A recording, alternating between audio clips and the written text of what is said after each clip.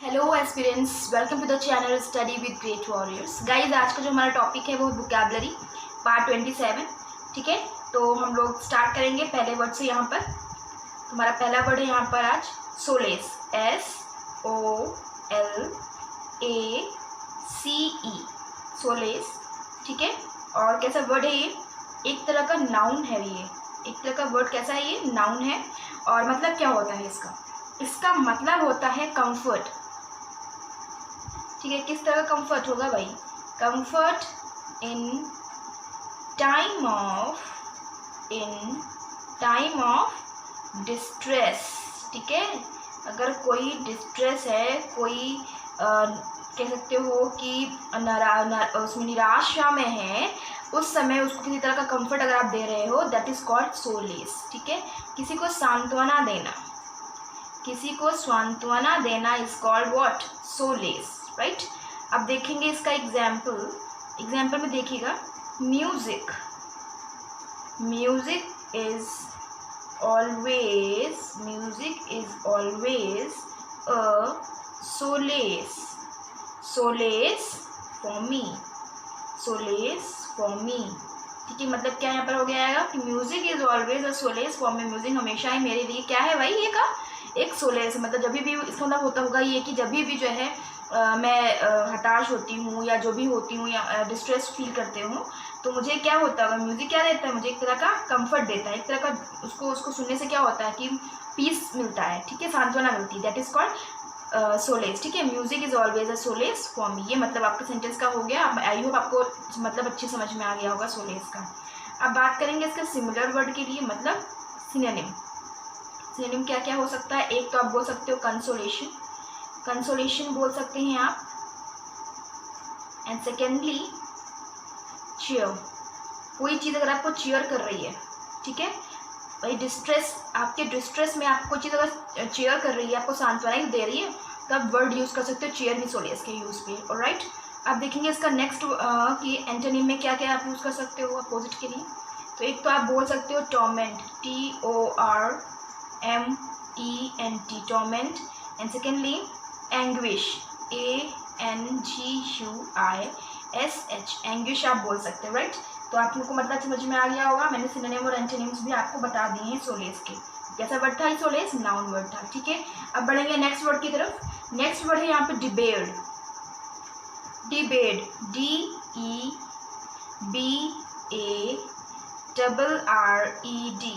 डिबेड। ठीक है, कैसा वर्ड है ये? बी यानी कि वर्ब। अब मतलब यहाँ पे एक चीज़ रखिएगा, हमेशा मैंने बताया कभी भी कोई चीज़ बेयर से आती है, BARE, अगर बेयर कहीं लिख कर आ गया, मतलब क्या होगा कि उस चीज़ से हटकर कोई चीज़ होगी।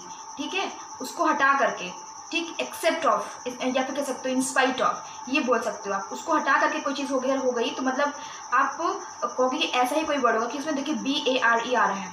डिबेट मतलब ऐसा ही कुछ है। मतलब इसका क्या मतलब हो जाएगा? इसका मतलब है एक्सक्लूड और prohibit. Sorry, it's PRO,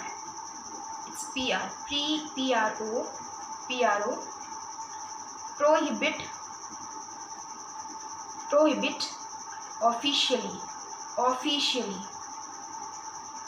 officially यानी कि वंचित करना।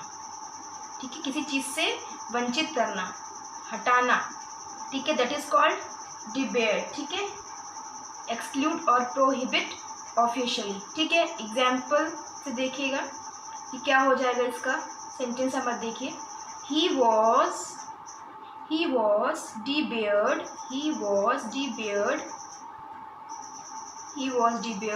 from the club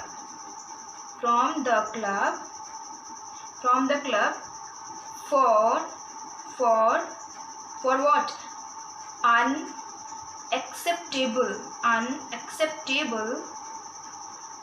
behavior। मतलब समझ में आ गई होगी बात आपको। ही वॉज डिबेयर मतलब उसे निकाल दिया गया, उसे हटा दिया गया फ्रॉम द क्लब से, फॉर अनएक्सेप्टेबल बिहेवियर। उसने कोई ऐसा बिहेवियर किया होगा जो एक्सेप्टेबल नहीं होगा। ठीक है, उस वजह से उसको क्या कर दिया गया? क्लब से निकाल दिया गया। ठीक, उसको क्लब से वंचित कर दिया गया। ठीक, बाहर कर दिया गया। ये मतलब हो गया। आई होप आपको बात समझ में आ गई होगी डिबेट का। बात करेंगे इसके सिनोनिम पार्ट पे, क्या आप वर्ड यूज़ कर सकते हो सिमिलर के लिए। तो पहला तो आप बोल सकते हो बैन, ठीक है, बैन कर दिया। सेकेंडली बार, बार भी होगा, दोनों ही मतलब आपके सेम होंगे। एंटोनिम पार्ट देखिए अभी, अपोजिट के लिए क्या वर्ड आप यूज़ कर सकते हैं। एडमिट, ठीक है, एडमिट मतलब मान लिया। सेकेंड अलाउ कर दिया, ठीक, तो अलाउ, ये दोनों वर्ड आप यूज़ कर सकते हो अपोजिट के लिए, किसके, डिबेट के, ठीक है। नेक्स्ट वर्ड देखेंगे हम, बहुत सारा सिमिलर वर्ड है ये, आप काफ़ी लोगों को पता होगा और अक्सर आप सुनते भी हैं इस वर्ड को, विजिलेंस, VIGILANCE,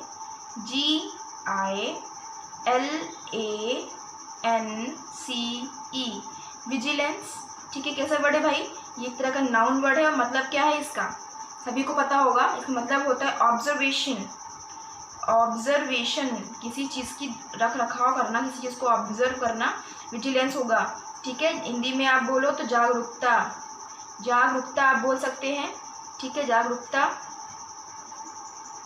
तो ऑब्जर्वेशन, जागरूकता, विजिलेंस नाउन है और ऑब्जर्वेशन होता है उसका मतलब, यानी कि हिंदी आप देखते हो ना कि सीसीटीवी विजिलेंस आप लोग सुनते हो अक्सर, तो वही चीज़ हो गई यहाँ पर, ठीक है। एग्जाम्पल देखेंगे इसका, एग्जाम्पल देखेंगे, lack of vigilance, lack of vigilance, lack of vigilance caused the ship, caused the ship to crash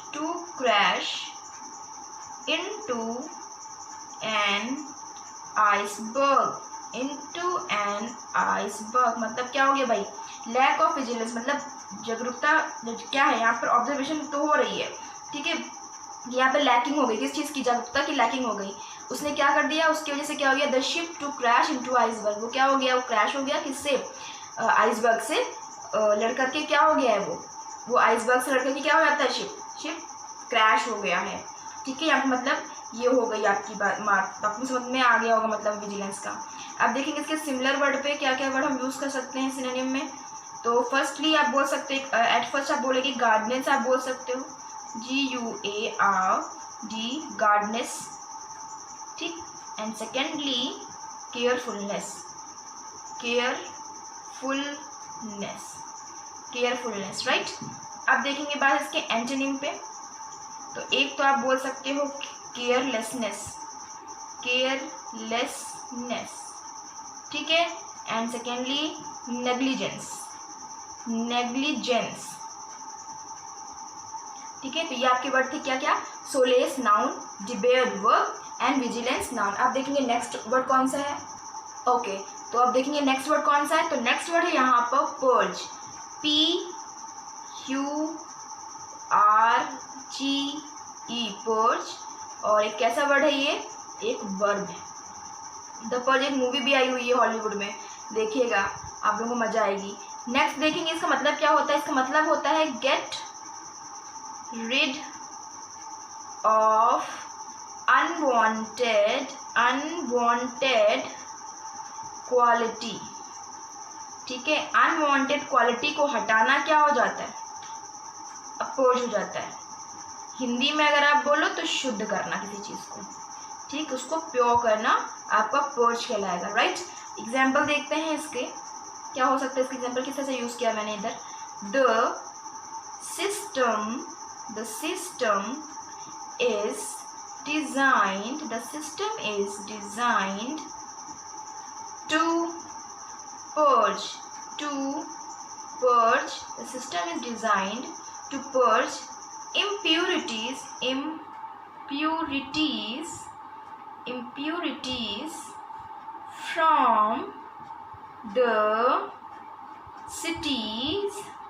from the cities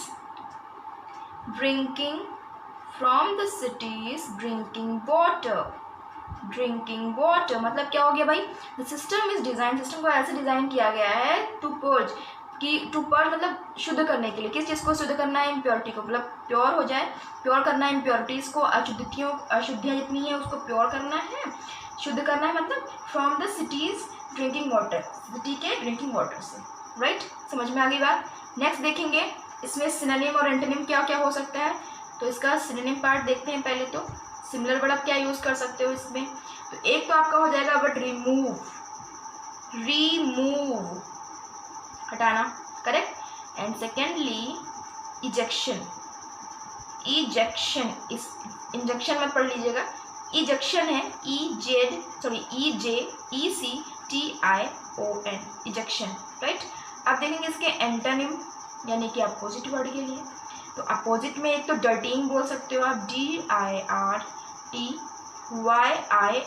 dirtying. And secondly purity, purity, purity, ठीक है। ये दोनों ही वर्ड्स आप बोल सकते हो भाई। यहाँ से आपका ये हो जाएगा कि सॉरी यहाँ पे आपका नॉन हो जाएगा, एक मिनट, नॉन, नॉन डर्टिंग, ठीक है। एक तो क्या रिमूव और इंजेक्शन मतलब शुद्ध कर रहा है, किसी को हटाओ शुद्ध हो जाएगा। यहाँ पे नॉन डर्टिंग मतलब डर्टी मतलब क्या हो जाएगा आपका जो इम्प्योर है, ठीक है। नॉन डर्टिंग हो जाएगा आपका मतलब जिसको अब वो डर्टी नहीं रहा, और प्योरिटी मतलब ऑलरेडी शुद्ध करना हो गया, ठीक है, बहुत शुद्ध है, प्योर है।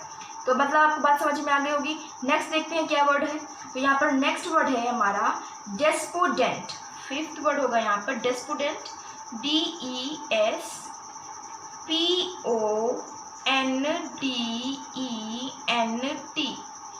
डेस्पोडेंट। और मतलब इसका जो होगा वो होता है सिंपली, वैसे तो एडजेक्टिव वर्ड है और मतलब क्वालिटी बताएगा ये किसी की। तो डेस्पोडेंट मतलब होता है डिसहार्टेंड, डिसहार्टेंड, डिसहार्टेंड मतलब क्या हो गया भाई हिंदी में ही ये बताएं तो हताशा, ठीक है, निराशा, हताशा। एग्जाम्पल पे ध्यान दीजिएगा। तो she started to feel despondent, ठीक है, despondent। She started to feel despondent about ever finding a job, well अगर मैं कहूँ तो एक जॉब को फाइंड करना ऑलरेडी इस समय बहुत डिसहार्टेंड चीज़ है, डेस्पोडेंट चीज़ है, क्योंकि इस वक्त जॉब नहीं है, ठीक है, इन द कंट्री। तो कोई भी अगर इस वक्त अगर जॉब के लिए भागा दौड़ी कर रहा है, जॉब के पीछे है, जॉब चाहिए उसको, तो उसके लिए कितनी उसको कड़ी मेहनत करनी पड़ रही है, जिससे क्या होता है कि उसको कहीं ना कहीं उसको क्या हो, निराशा हाथ लग रही है डे बाय डे, ठीक है। तो ये मतलब हो जाएगा। यहाँ पर भी मैंने सेम एग्जाम्पल लिया है, शी स्टार्टेड टू फील डिस्पोडेंट, वो क्या उसको क्या फील करने लगी है, वो उसे फील करना स्टार्ट कर दिया, डिस्पोडेंट हताश होने लगी है वो, ठीक है, डिसहार्टेंड होने लगी है वो, ठीक है। क्यों होने लगी है? About ever finding a job, एक जॉब दोबारा पाने उसको जॉब पानी है, about ever finding a job, एक जॉब पाने के लिए वो कैसा आप सोच रही है। अब वो जो है कई बार मेहनत की होगी, इसका मतलब उसने कई बार ट्राई किया होगा, बट उसको हताशा हाथ लग रही होगी। तो वही उसने बोला है कि अब उसको क्या फील करने लगी है, वो डिस्पोडेंट फील करने लगी है, राइट। आपको बात समझ में आ गई होगी। यहाँ पर आप देखते हैं इसका सिनोनिम मतलब सिमिलर वर्ड हम क्या क्या यूज़ कर सकते हैं इधर। तो एक तो आप बोल सकते हो डिस्करेज आप बोल सकते हैं। एंड सेकेंडली आप बोल सकते हो लो स्पिरिट, LOWSPIRITED, लो स्पिरिटेड आप बोल सकते हो, ठीक है। तो डिस्करेज आपका हो जाएगा एंड सेकेंडली हो जाएगा आपका लो स्पिरिटेड, राइट। अब नेक्स्ट हम बात देखेंगे एंटोनिम पार्ट पे। तो एंटोनिम में हम देखेंगे पहला वर्ड आपका जो हो जाएगा वो होपफुल हो जाएगा, होपफुल। एक तो वर्ड हो गया आपका होपफुल एंड सेकेंडली वर्ड आपका हो गया चीयरफुल, ठीक है। तो आपने देखा कि एंटोनिम पार्ट में आपका एक वर्ड आप बोल रहे हो होपफुल और नेक्स्ट सेकेंडली आप बोल रहे हो चीयरफुल, आपको मतलब समझ में आ गया होगा डिस्पोडेंट का। अब देखेंगे नेक्स्ट वर्ड क्या है। Okay, so next word is very, WEARY, very. और एक कैसा वर्ड है, ये एक एडजेक्टिव है और इसको दूसरा वर्ब की तरह भी वर्क करता है। ये मतलब वर्ब की तरह भी आप यूज़ कर सकते हो और एडजेक्टिव की तरह भी इसको यूज़ किया जा सकता है। मतलब क्या होता है भाई वेरी का मतलब इसका होता है एग्जॉस्टेड, मतलब थका हुआ। आज आप लोग देख रहे हो ज़्यादातर जितने वर्ड्स आपको ऐसे ही मिल रहे हैं, थके हुए, बिल्कुल हताश, डिसहार्टेंड टाइप्स। इसका मतलब क्या बताया मैंने आपको, एग्जॉस्टेड, EXAUSTED, एक्सहॉस्टेड मतलब थका हुआ, मतलब थका हुआ। ठीक है, बात करेंगे इसके एग्जाम्पल की। एग्जाम्पल पे ध्यान दीजिएगा। तो I was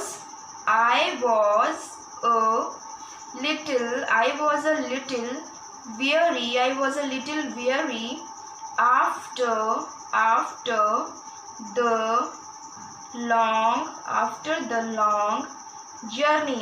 the long journey। मतलब बात समझ में आ गई होगी। आई वॉज अ लिटिल weary मतलब मैं थोड़ा क्या फील कर रहा हूँ। आई वॉज अ लिटिल weary मैं थोड़ा सा थका हुआ हूँ। आफ्टर द लॉन्ग जर्नी के बाद, आफ्टर लॉन्ग जर्नी मतलब कैसा फील हो रहा है, या उसको थका हुआ उसको फील हो रहा है। देखेंगे इसके आप सिनोनिम पार्ट देखेंगे क्या हो सकता है। सिनोनिम पार्ट देखेंगे सिमिलर वर्ड में क्या क्या वर्ड यूज़ कर सकते हैं। एक तो आप बोल सकते हो fatigue, FATIGUED fatigue. And next दूसरा बोल सकते हो आप drowsy, I am feeling very drowsy, I was a little drowsy. तो सेम वर्ड हो जाएगा आपका। ड्राउसी मतलब भी आपका हो जाएगा। आप टायर्ड वर्ड से बहुत ज़्यादा फेमिलियर होंगे। ठीक है, टायर्ड वर्ड आपको बहुत पता होगा कि I am very tired, I am getting very tired आप बोलते हो। बट ड्राउसी वर्ड आप यूज़ कर सकते हो, वियरी वर्ड आप यूज़ कर सकते हो आप। ठीक है, डेली लाइफ में अपने, तो आपको ये वर्ड क्या हो जाएगा, याद हो जाएंगे। ठीक है, आप रिमेंबर कर सकते हो इस वर्ड्स को। देन नेक्स्ट आप देखेंगे एंटोनिम पार्ट पे या फिर अपोजिट के लिए कौन से वर्ड आप यूज़ कर सकते हैं। एक तो आप बोल सकते हैं टायरलेस एंड सेकेंडली एनर्जेटिक आप बोल सकते हो। ठीक है, इंथुजियाज्म यहाँ बोल सकते हैं आप लोग, इंथुजियाज्म बोल सकते हो। बट मैंने ऐसे ही वर्ड्स लिए हैं जो थोड़ा सा आपके लिए सिंपल हो जाएगा। ठीक, तो ये आपके वर्ड्स हो गए। पर्ज वर्ब था, मतलब था get rid of unwanted quality, मतलब किसी चीज़ को शुद्ध करना। आप पर्ज बोल सकते हो, प्योर की जगह पर्ज डोटली आप बोल सकते हो आप।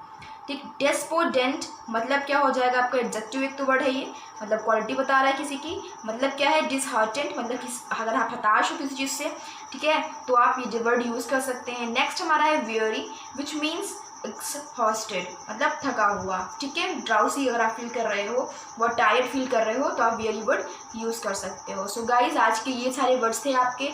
आई होप आपको सेशन अच्छा लगा होगा, सारे वर्ड्स आपको अच्छे लगे होंगे। और अगर वीडियो आपको अच्छा लगा तो प्लीज़ इसको लाइक कीजिएगा। ठीक है, एंड इसी तरह आप पढ़ते रहिए। मैं मिलती हूँ आपको नेक्स्ट वीडियो में। Till then take care and bye bye. Thank you.